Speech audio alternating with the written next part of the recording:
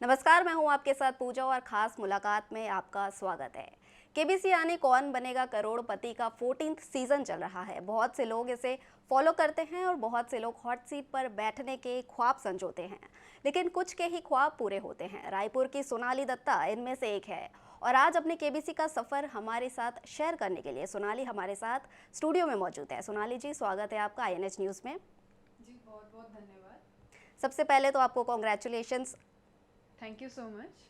तो सोनाली, आप hot seat पर बैठी अमिताभ बच्चन से मिली, कैसी थी ये फीलिंग? जैसे कि सब ने मुझसे कहा और मुझे भी वैसा लग रहा है कि मैं एक हीरे को छू के आई हूँ, दी एमरल्ड। उनको मैंने स्पर्श किया है अपने हाथों से। उन्होंने मेरा हाथ पकड़ा और मुझे वो हॉट सीट तक लेके गए। ये मेरे लिए लाइफ टाइम अचीवमेंट अवार्ड है और ये आई थिंक मरते दम तक मैं कभी नहीं भूल सकती। ये ऐसा पल था। जी बिल्कुल, ये एक गोल्डन अपॉर्चुनिटी ज़रूर थी। और जब आप वापस आई, टीवी पर आपको लोगों ने देखा तो कई सारे मैसेजेस, कॉल्स की बाढ़ सी आ गई होगी। बधाइयाँ दे रहे होंगे सब, चाहे दोस्त हो या रिलेटिव्स। ऐसा आपके साथ ज़रूर हुआ होगा। जी, जी, ज़रूर। मतलब ये खुशी ऐसी खुशी थी जिस खुशी बाकी सब लोग भी इस तरीके से खुश थे कि जैसे वो खुद हॉट सीट में होके आए हैं, वो अमिताभ सर से मिल के आए हैं। इस तरीके से उनकी खुशी ज़ाहिर हो रही थी, उनकी आँखों में दिख रहा था कि वे कितना ज़्यादा खुश हैं कि मैं हॉट सीट में गई हूँ। अपने रायपुर, अपने क्षेत्र को मैंने प्रेज़ेंट किया वहाँ पे। सब लोग काफ़ी ज़्यादा खुश थे और उनकी खुशी उन सबकी आँखों में दिख ही रही थी। जी, खुशी भी होगी, प्राउड भी फील कर रहे होंगे। जी। शो में आपके साथ आपके पापा और जो फियोंसे, अभी तो आप मैरिड है लेकिन जी। तब फियोंसे थे, उन लोग का रिएक्शन कैसा था? खासकर पापा आपके बहुत प्राउड फील कर रहे होंगे आप पर। जी, जी। पापा जैसे कि 2000 से केबीसी लगातार चल रहा है और पापा बहुत ज़्यादा बड़े वाले फ़ैन हैं इस शो के। वे कंटिन्यूअसली फॉलो करते थे इस शो को और वो कभी ना कभी एक रहता ही है एक सबके मन में कि उस मंच तक हम पहुँचे। तो वो लगातार प्रयास करते रहते थे बट आज तक उनका हुआ नहीं। बट अचानक से मेरा लगा तो उनको ये था कि मैं नहीं पहुंच पाया पर मेरी बेटी पहुंच गई उस हॉट सीट में और मेरे ज़रिए वो वहाँ पे एज अ कंपेनियन मेरे साथ बैठे और मेरे फियोंसे भी थे साथ में क्योंकि वो कहीं ना कहीं मेरा एक हिम्मत है जो मुझे वहाँ पे बहुत ज़्यादा ज़रूरत थी हिम्मत की। तो दोनों को इसलिए मैंने अपने साथ में रखा था एज अ कंपेनियन क्योंकि कहीं ना कहीं आप इतने बड़े मंच में जाते हैं तो आपको कुछ ना कुछ डर लगता है, आप डीमोटिवेट हो जाते हैं। तो उस साहस के लिए एक कंपेनियन की ज़रूरत होती है जो आपके साहस को बांध सके और वो मेरे फियोंसे थे। तो इसलिए मैंने दोनों को चाहा कि आप दोनों उस मंच में जाएं और मेरे साथ उस पल को शेयर करें। जी, अपनों का सपोर्ट बहुत ज़रूरी होता है। जी। अब आपके विनिंग अमाउंट की बात करें तो ये 3.2 लाख रही है। क्या उम्मीदें थी आपकी या कितने तक पहुंचने चाहती थी आप? जी, मैं पहुंचना तो चाहती थी 75 लाख मैंने सोचा था। हालांकि 1250 फिर एक एम था यार एटलीस्ट 1250 तक मैं पहुंच जाऊं। मगर उस हॉट सीट में बैठने के बाद ऐसा लगता है कि आपको जो आ रहा है वो भी आप शायद नर्वसनेस में आप भूल जाते हैं। तो नेक्स्ट जो भी अगर अभी कोई तैयारी कर रहा होगा केबीसी के लिए तो मैं उनको यही बोलूँगी कि अपना प्रेजेंस ऑफ माइंड ज़रूर रखिएगा और नर्वस आप कभी मत हुए, मतलब अपने नॉलेज पे कॉन्फिडेंट रखिएगा क्योंकि आप जितने कॉन्फिडेंट रहेंगे आप उतना ज़्यादा आप अमाउंट जीत सकते हैं।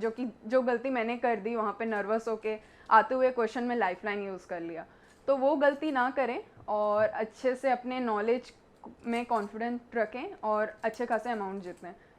जी, तो जैसा आपने बताया कि आप 75 लाख जो है अपना टारगेट लेकर चल रही थी, जी। लेकिन आपने 20,000 तक की जर्नी जो थी बिना एक भी लाइफलाइन गंवाए पूरी की थी। जी। तब आपको ऐसा कॉन्फिडेंस आया था कि ये मार्क तो मैं टच कर लूँगी? जी, वो कॉन्फिडेंस था क्योंकि मैं लगातार जैसे शो फॉलो करते आई हूँ। तो कहीं न कहीं मुझे था कि मैं एक पड़ाव तो आसानी से मैं क्लियर कर सकती हूँ क्योंकि वो आपका एक बेसिक नॉलेज, आपकी बेसिक चीज़ों से ही वो पूछा जाता है। तो वो कॉन्फिडेंस मेरा वहाँ पे भी था, पर जैसे ही अमाउंट बढ़ा, तो कहीं न कहीं दिल की धड़कन और बढ़ जाती है क्योंकि आपको उस टाइम ये लगता है कि यहाँ बैठ के आपको कुछ चीज़ खोना नहीं है, आपको सिर्फ़ पाना है। और खो के जाने वाला चीज़ नहीं रहता क्योंकि ये मौका सिर्फ आपको एक बार ही मिलता है वहाँ पे बैठने का। जी, बिल्कुल, खोने के लिए कुछ था नहीं। जी। आपने शो में कहा था कि आप शादी की तैयारी या फिर अपने घर को रिनोवेट करने में जो जीती हुई अमाउंट है वो इन्वेस्ट करना चाहेंगी। तो जी। अब इस अमाउंट को आप कैसे-कैसे यूज़ करने वाली है?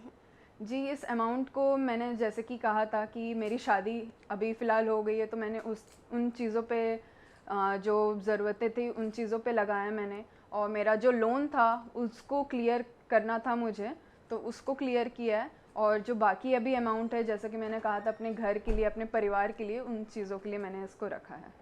एक और चीज़ मुझे याद आई, आपने कहा था कि एक अच्छा सा लहंगा लेना है, तो वो आपने अपनी शादी में पहना या नहीं, अपनी मनपसंद का? हाँ, हाँ, वो मैंने पहना है। मैं आपसे फ़ोटो ज़रूर शेयर करूँगी, क्योंकि सबको वो लहंगा इतना ज़्यादा पसंद आया, और मैं भी बहुत ज़्यादा खुश थी कि उस अमाउंट से मैंने एक अच्छा खासा एक लहंगा भी लिया, और मेरी शादी भी बहुत अच्छे तरीके से हो पाई। जी। तो अब ये तो बात हो गई जीत की, अब बात थोड़ी-सी संघर्ष की कर लेते हैं। जी, आपने कब कैसे अप्लाई किया? जैसे आपने बताया भी कि आपके पापा काफ़ी फ़ॉलो करते थे इसको, तो आप भी ऐसा जी। फ़ॉलो करती थी इस शो को? जी, जी, मैं शो को फ़ॉलो करती थी। पापा और मेरा दोनों का 9 से 11 का टाइम केबीसी का टाइम रहता था। तो हम लोग कंटिन्यूअसली, कोई भी साल में जब भी केबीसी आता है, तो हमारा ये टाइम बंधा हुआ रहता है कि हमको डिनर करते-करते ये शो देखना है। और पापा प्ले अलोंग लगातार खेलते रहते हैं कि उनको कहीं न कहीं एक उम्मीद रहती है कि कभी तो होगा, कभी तो होगा। केबीसी का रजिस्ट्रेशन जब चलता है तब भी वो कोशिश करते थे कि कहीं न कहीं मेरा हो जाए, हो जाए, हो जाए। बट ये अचानक से ये नवरात्रि के टाइम में ये वी का आया था, जिसमें वी का मतलब वी जो है उसके तरफ से ये गोल्डन वीक था। तो उसमें 1 वीक पूरे क्वेश्चन पूछे गए थे उसके ऐप में। तो उस ऐप में मैंने लगातार हर दिन आंसर दिया था। तब मैंने नहीं सोचा था कि हो जाएगा, जस्ट मैंने सोचा ठीक है, मेरे पापा ने बोला है तो मैं ठीक है ट्राई कर लेती हूँ। हालाँकि मुझे उम्मीद कुछ भी नहीं थी, क्योंकि लगातार मेरे पापा इतने साल से खेलते आए हैं, बट आज तक हुआ नहीं। और उम्मीद हम कैसे रखेंगे, इतने करोड़ों लोगों में होना एक बहुत बड़ी बात होती है। तो कहीं न कहीं बेउम्मीद के मैंने ट्राई किया, बट ये जो भी चीज़ हुआ ये अनएक्सपेक्टेड था मेरे लिए। जी, बिल्कुल। कहीं न कहीं एक उम्मीद रही होगी, तभी आप लोग ने ट्राई किया था और ये सपने जैसा सच हुआ है फिर बाद जी, में। जी। हमने देखा कि कैसे आपने फास्टेस्ट फिंगर जीता और आप इमोशनल हुई। बिग बी ने आपका हाथ पकड़ा, लेकिन जब फास्टेस्ट फिंगर वाला जो गेम चल रहा था, जी। उस वक़्त दिमाग में क्या चल रहा था? प्रेशर था? क्या आपके दिमाग में चल क्या रहा था उस वक़्त? जी, प्रेशर बहुत होता है, क्योंकि हालाँकि हॉट सीट उसको बोला जाता है, अमिताभ सर के सामने जो रहता है, पर hot seat mainly first finger first का रहता है। क्योंकि वहाँ पे आप किसी और को खेलते हुए देखते हैं तो कहीं न कहीं लगता है कि यार हम वहाँ पे कब बैठेंगे? और एक दिन बीत चुका था और मैं हॉट सीट पे नहीं आई थी, तो कहीं न कहीं बहुत ज़्यादा डीमोटिवेटेड फ़ील कर रही थी, अरे यार! एक दिन चला गया, मैं हॉट सीट में नहीं आई। हालाँकि मेरे पास और टाइम था, फिर कहीं न कहीं बट एक निराशा लगती कि हॉट सीट में कब बैठोगे, हॉट सीट में कब बैठेंगे। और जब फर्स्ट फिंगर फर्स्ट में पहला क्वेश्चन पूछा गया तो उसमें मैं सेकंड या थर्ड में थी, फिर दूसरे में भी सेकंड या थर्ड में थी, तो मैंने फिर उम्मीद ही छोड़ दी, शिट यार ये भी मौका शायद गया। बट तीसरे बार में जब उन्होंने मेरा नाम पुकारा, तो वो मेरे लिए इतना ज़्यादा सरप्राइजिंग था कि मैं यकीन ही नहीं कर पाई कि सही में अमिताभ सर ने मेरा नाम पुकारा है और मैं हॉट सीट में जाने वाली हूँ। इसलिए वो इमोशन मैं रोक नहीं पाई, और मैं बहुत ज़्यादा ऐसे ही बहुत ज़्यादा इमोशनल हूँ, छोटे-छोटे बात पे रो देती, तो वहाँ पे मैंने मतलब मैं अपने आप को कंट्रोल ही नहीं कर पा रही थी। जी, वो इमोशनल मोमेंट हमें वहाँ पे जी। कैमरे पे देखने मिला भी था। दूसरी तरफ हमने देखा शहंशाह अमिताभ बच्चन आपको पैम्पर कर रहे थे, टिश्यू देना हो या फिर जैसा पानी पिलाना हो। क्या कहना चाहेंगे आप अमिताभ बच्चन जी के बारे में? कैसा लगा आपको उनसे मिलकर? उनसे मिलकर एक बहुत बड़ा सपना पूरा हुआ है, क्योंकि आप उस गेम शो में जाते हैं तो सबसे पहला एक पर्पस रहता है कि अमिताभ सर को आप सामने रूबरू देखेंगे। दूसरा एक पर्पस तो रहता है कि आपको एक अमाउंट जीतना है वहाँ पे। पर अमिताभ सर से मिलना भी एक करोड़ों में एक चीज़ है कि आपने एक करोड़ों रुपए पा लिए उनसे मिलके, क्योंकि वो सदी के महानायक हैं और उनसे मिलना ही बहुत मतलब जीवन का एक बहुत ही खुशनुमा पल होता है वो, क्योंकि लोग उनसे मिलने के लिए उनके घर के बाहर वेट करते हैं कि वो एक हाथ फहरा दे और हम उनको बस देख लें। उनको मैंने अपने सामने रूबरू देखा। वो चीज़ मुझे अभी भी लगता है कि शायद मैं सपने में ही चल रही थी, और वो सपना इस तरीके से पूरा हुआ कि ये सपना मैं कभी नहीं भूल सकती। उन्होंने सामने वो बहुत ही ज़्यादा जेनरस पर्सन है, बहुत ही काइंड पर्सन है। आपको कभी भी नहीं लगेगा कि वो एक सेलिब्रिटी हैं, आपको उनमें कुछ भी ऐसा कुछ प्राउडनेस नहीं दिखेगा, ना कुछ भी। एक वो सिंपल पर्सन की तरह जैसे कि आप अपने घर परिवार में बात करते हैं या आपके दादाजी होते हैं, जिस तरीके से आप उनसे खेलते हैं, बात करते हैं, वो उसी तरीके से मुझे फ़ील हुआ कि वो मेरे सामने मेरे दादाजी बैठे हैं और मैं उनसे सारी बातें कर रही हूँ। जी, तो अभी आपने अमिताभ जी की पर्सनैलिटी के बारे में बताया ही, लेकिन अमिताभ बच्चन जी से उस वक़्त आपने एक सवाल पूछा था एंग्री यंग मैन वाला, जिसमें उन्होंने बताया भी था कि जी, फ़िल्में अलग होती हैं, रियल में हम अलग होते हैं। तो रियल जी। में ये आपने फ़र्क जो देखा, वो कैसा था? वो बहुत ही ज़्यादा बड़ा फ़र्क था। वो भले उनको ये टाइटल दे दिया गया है कि वो एंग्री यंग मैन है, बट इन रियल वो कहीं से भी एंग्री यंग मैन नहीं लगते हैं, क्योंकि एक पल नहीं रहता था कि वो हंसी मजाक करके कोई भी कंटेस्टेंट जैसे कोई भी दुखी हो रहा है या फिर निराश फील कर रहा है कि नहीं यार मेरा नहीं हो रहा, वो इस तरीके से मजाक ढंग में उन पल को बदल देते थे ना कि किसी को लगता ही नहीं था कि कुछ चीज़ की हम यहाँ पे केबीसी खेलने आए या कोई सीरियस चीज़ चल रहा है। वो कभी भी मतलब आपको कभी निराश नहीं होने देते हैं, कभी ऐसा कुछ भी उनका कुछ नहीं था कि वो गुस्सा हो रहे हैं या कुछ। वो हर एक पल को हंसी मजाक में बदल देते थे, अगर कुछ सीरियस भी चल रहा है उसको भी वो हंसी में बदल देते थे। उनका एक बहुत ही अच्छा एक जॉली नेचर है, वो एंग्री यंग मैन तो कहीं से भी नहीं है। ये टाइटल भले उनको मिला था बट ये इन रियल गलत है। वो एंग्री यंग मैन नहीं, बहुत चेयरफुल पर्सन है। जी, तो वो काफ़ी चेयरफुल और जॉली नेचर के लगे आपको। जी। लेकिन सामने अमिताभ बच्चन बैठे थे और आपने एक सवाल के बीच में ये भी कहा था अमिताभ जी सामने बैठे हैं तो जवाब आते भी है पर उनके सामने दिमाग काम नहीं करता, ऐसा कुछ आपने कहा था। तो ऐसा जी, जी। नर्वसनेस में हो रहा था या एक्साइटमेंट में हो रहा था? जी, ये एक्साइटमेंट तो रहता है, जैसे कि आप हॉट सीट में बैठते हैं, क्योंकि आप फर्स्ट फिंगर फर्स्ट या उससे पहले आप थोड़े से दूर में रहते हैं, तो जैसे हॉट सीट में बैठते हैं तो आपके वो एकदम सामने होते हैं, तो कहीं ना कहीं एक दिल की धड़कन और तेज़ हो जाती है कि अरे बाप रे अमिताभ सर बैठे हुए हैं। तो कहीं ना कहीं एक वो माइंड में चलता है कि अरे वो भी बैठे हैं और मुझे क्वेश्चंस के आंसर भी देने हैं।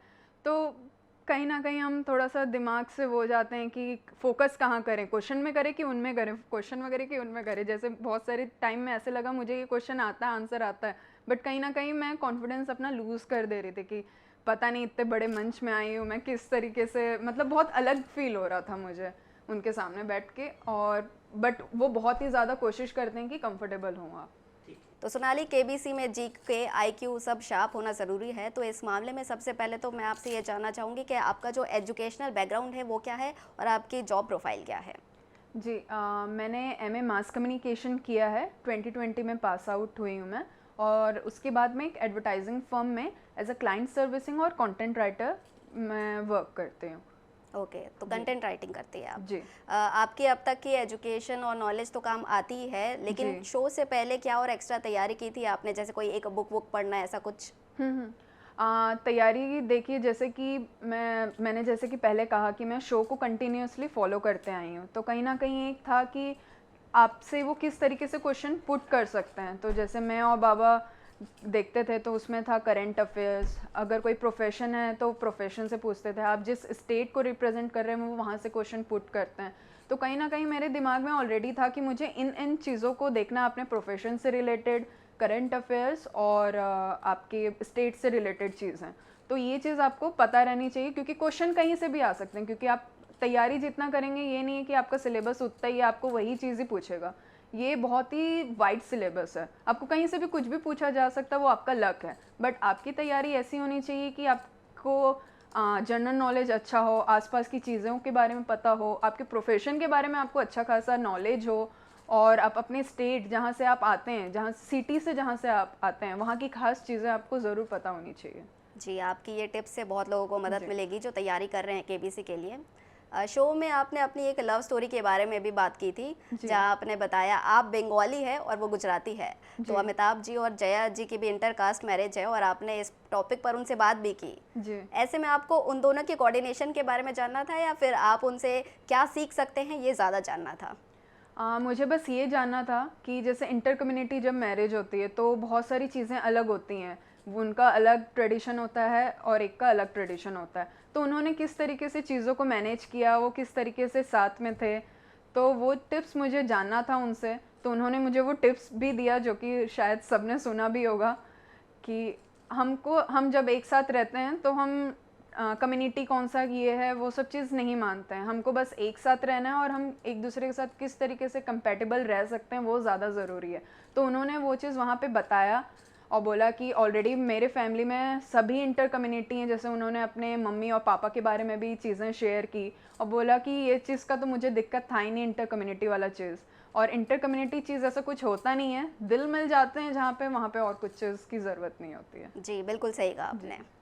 तो अब आपके पापा और आपका भी एक अनोखा रिश्ता है, जहाँ आप उन्हें बेटी और वो आपको प्यार से मम्मी बुलाते हैं। जी। तो ऐसा कब से चला आ रहा है और ऐसा क्यों है? जैसे कि एक मतलब मैंने सुना है एक फादर का हमेशा से एक सपना रहता है कि उनकी एक बेटी हो, क्योंकि बेटी उनको एज अ मदर ही ट्रीट करती हैं, चाहे वो कितनी भी छोटी हो उनसे। तो मैं हमेशा से अपने पापा का एज अ बेटे टाइप का ही ख्याल रखते हैं कि आप ये करो, आप यहाँ मत जाओ, आप ऐसा मत करो, वैसा मत करो। तो उन्होंने तब से ही डिसाइड कर लिया कि अब से वो, मैं उसको बेटी नहीं, मैं मम्मी ही कहूँगा, क्योंकि मैं जिस तरीके से उनको प्यार करती हूँ, ख्याल रखती हूँ। तो उनका था कि तुम मेरी बेटी नहीं हो, तुम मम्मी हो। तो उन्होंने जब से मुझे मम्मी बोलना चालू किया, तो तब से मैंने उनको बेटा बोलना चालू किया। और मुझे कभी शर्म नहीं आती कि मैं अपने बाबा को एज अ बेटा बोलती हूँ, क्योंकि सब लोग सोचते हैं अरे बेटा क्यों बोल रहे हो आप, ऐसे बात क्यों कर रहे हो। बट हमारा एक रिलेशन ही अलग है कि मैं उनको बेटा बोलती हूँ, वो मम्मी बोलते हैं। तो वो हमारे लिए बहुत ही एक अलग ही एक अनोखा रिश्ता है। पापा और बेटी से बढ़कर भी बहुत बड़ा रिश्ता है। जी, और ये बहुत प्यारा रिश्ता है। जी तो केबीसी में पहुंचने का सपना हर रोज़ बहुत से लोग देखते हैं, जी उनको आप और क्या टिप्स देना चाहेंगे? जी देखिए कि जैसे मैंने कि बोला कि ये लक के ऊपर डिपेंड होता है आपके, कि आपका केबीसी में होना नहीं होना ये आप पे डिपेंड नहीं होता। और सबसे पहली बात, यहाँ पे कोई सेटिंग नहीं होती। जैसे कि सब जाने से पहले सोचते हैं कि सेटिंग होती होगी कुछ ना कुछ चीज़, और पता नहीं कैसे जाते हैं वहाँ पे। तो मुझे भी यही चीज़ ही लगता था कि सेटिंग होता होगा यार, नहीं तो मेरे पापा तो कब से ट्राई कर रहे हो, तो जा सकते थे। मगर ऐसा कुछ भी नहीं है। यहाँ जाने के बाद मेरे सारे डाउट्स क्लियर हो गए कि ये सेटिंग से नहीं होता है। ये आपका प्रयत्न, आप जितना ज़्यादा आप इसमें प्रयत्न करते रहेंगे कंटिन्यूसली, कभी ना कभी आप उस मंजिल तक ज़रूर पहुँचेंगे। तो कभी भी आप प्रयत्न करना ना छोड़ें, कंटिन्यूसली आप ट्राई करते रहें कि मुझे केबीसी में जाना है, और अपनी तैयारी हमेशा से रखें। ऐसे नहीं कि अभी लगा है तो आप पढ़ना स्टार्ट कर रहे हैं, आप हमेशा से अपनी तैयारी रखें, क्योंकि कभी भी ये मौका आपको भी मिल सकता है। जी, तो वैसे मतलब कोशिश करनी चाहिए और जी थोड़ा बहुत लक फैक्टर भी आपके काम आ सकता जी है। जी तो केबीसी के सेट से कोई एक ऐसा मोमेंट है जो आप कभी भूल नहीं सकती, हमेशा याद रखेंगी? केबीसी में ऐसे तो एक, आप जैसे पूछ रहे हैं, वैसे तो काफ़ी सारे मोमेंट हैं, क्योंकि वहाँ पे हमारे जो को कंटेस्टेंट थे सारे, तो वो सारे हम लोग 1 वीक के दौरान एक परिवार टाइप का बन गया था, क्योंकि हम लोगों को साथ में रहना था, साथ में खाना पीना सब चीज़ था। लग ही नहीं रहा था कि सब लोग एक अलग अलग स्टेट से आए। तो हम सब ने काफ़ी ज़्यादा इन्जॉय किया उस सारे पल को। हम सारे अलग अलग स्टेट से थे, सबके बारे में जाना, बात किया। और अगर सबसे अच्छे मोमेंट की आप बात करेंगे, तो वो अमिताभ सर के सामने बैठना, उनका मेरा हाथ पकड़ना, वो मेरे लिए सबसे बड़ा मोमेंट था। ऑब्वियसली ये तो गोल्डन मोमेंट था आपके लिए। जी आपके अब फ्यूचर प्लान्स क्या है सोनाली? पढ़ाई, जॉब, शादी, ये सब से हटकर आप क्या सोचती है करने का? क्या और कुछ सोचा है आपने फ्यूचर में अचीव करने का? जी, फ्यूचर में सबसे पहला तो मेरा यही था, जब मैं मास कम्युनिकेशन कर भी रही थी, कि मुझे फेमस होना है। और मुझे नहीं पता था कि मुझे ये केबीसी का मंच मिल जाएगा, जिसमें ये वाला मेरा एक सपना पूरा हो जाएगा कि आप कहीं ना कहीं आपको लोग जानने लगेंगे। और जो कि मुझे इस आफ्टर टेलीकास्ट ये चीज़ मुझे लगी रहा है कि लोग आपको सामने से कॉल कर रहे हैं, सामने से बोल रहे हैं सब चीज़। तो वो मुझे काफ़ी ज़्यादा अच्छा लग रहा है। एक दुनिया ही अलग हो गई है मेरे लिए यहाँ पे।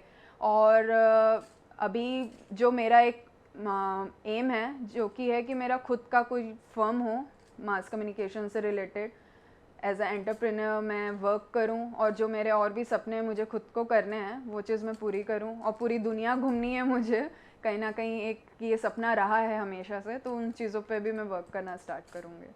जी, बहुत सारे सपने हैं आपके और ये ज़रूर पूरे हो, ऐसी ही हम कामना करेंगे। जी बहुत से लोग आपके लिए खुश होंगे, वेल विशर्स होंगे, जी उनको एक लास्ट मैसेज आप क्या देना चाहेंगे?